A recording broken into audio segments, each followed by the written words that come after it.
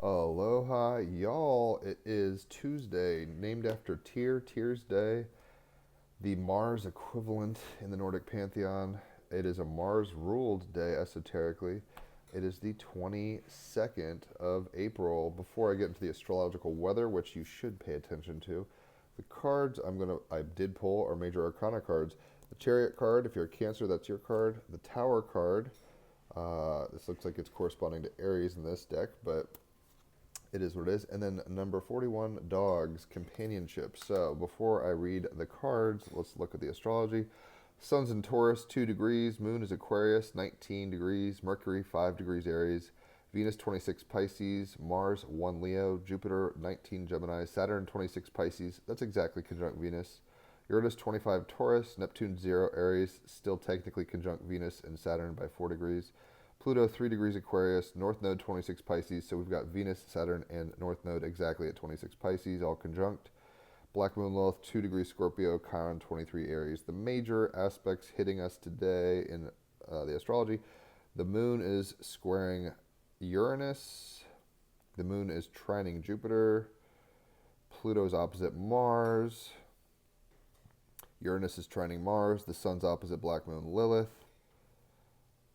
Jupiter squaring Saturn, Neptune, Venus conjunction. That's pretty much the main stuffs right now. So the cards are as follows. Like I said before and every time, and hopefully you check it out, I've written music to all the major arcana. The song for the Chariot card I called Forward Momentum. It's kind of a funk rock thing. Check it out.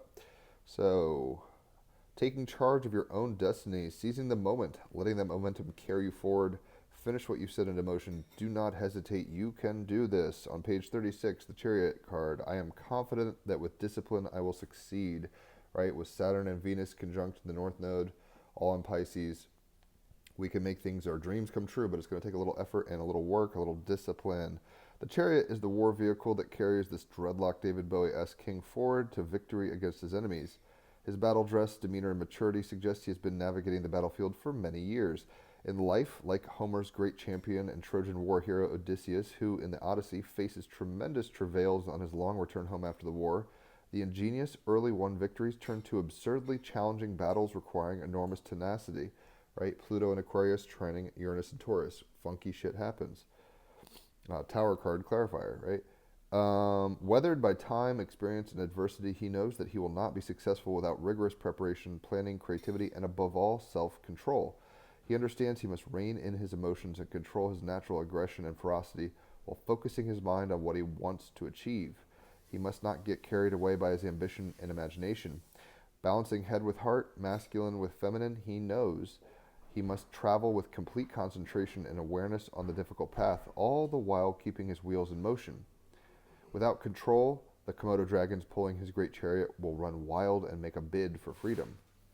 The chariot itself is part organic tree, sun in Taurus, and part mechanism, moon in Aquarius, expressing the means by which humanity has sought to engineer and collaborate with nature. This card is implying the game of life can only be won if we can master our emotions, control our worries and fears, regrets, resignations, and hopelessness. The king driving his chariot symbolizes that self-belief and confidence comes from consistently refocusing one's thoughts and ideas to the objective and goal at hand. We must move past the limbic system, the stress response of fight or flight, to engage with greater emotional intelligence. When we know ourselves, our motivations and needs, the why of why we do things, we can become more aware of when we are off track. The chariot ultimately signifies hard-won success, and whatever this card is connected to demands completion. Finish what you start, and if you're working with people, maintain balance and harmony by acknowledging people's needs and feelings. Moon and Aquarius know the needs of the team while maintaining control.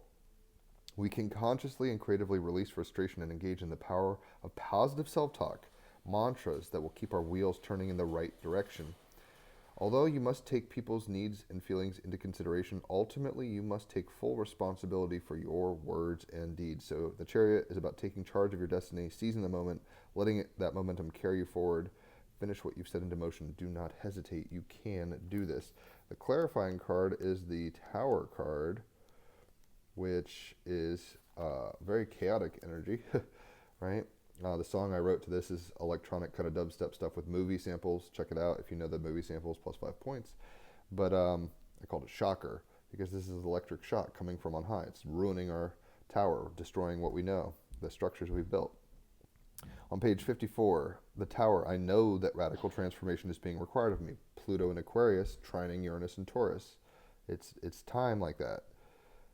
The tower, rapid unsettling change, surrender to flashes of insight, power in not knowing. Your world feels like it's falling apart. Strengthen your core beliefs. So I think the idea today between the two cards is that we have to keep our wheels moving. We have to move towards the light, remain in light, as the talking heads would say, right? This ain't no party. This ain't no disco. This ain't no fooling around. Also talking heads. So we can move forward, right? And we have to stay in our vehicle armed and armored, but we have to be aware of our emotions, which are what are pulling our chariot, ultimately our mind and our emotions, and keep them in balance. There's going to be potholes and turbulence and landmines we have to avoid and enemies shooting at us and all sorts of chaos ensuing, but we have to stay on guard and in the moment and try to stay positive with mantras, moving in a direction we prefer energetically, knowing that nothing is always fun, nothing is always happy, happy, joy, joy. It's like life is tricky, but we are not alone. The dog, companion, number 41. You are not alone. Right? You're never alone. So whether it's a Jiminy Cricket or an actual physical dog or your friends, relatives, whatever, you are accompanied on this journey. He's not alone. He's got the Komodo dragons. The two people falling from the tower are, they were holding hands. Now they're not holding hands, but they're not alone in the tower card. Right? So the dog, number 41 on page 162, companionship. Be a firm and ethical friend, Sun in Taurus, Moon in Aquarius.